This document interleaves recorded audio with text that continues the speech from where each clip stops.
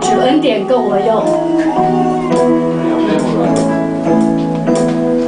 当我受特殊试炼和痛苦时候。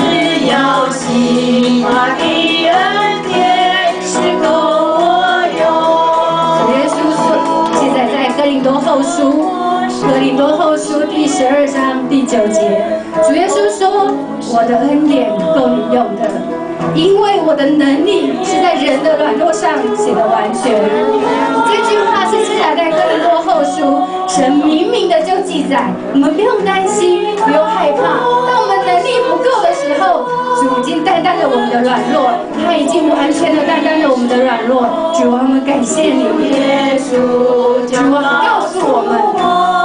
恩典够用，这个信息要进入到我们的心中。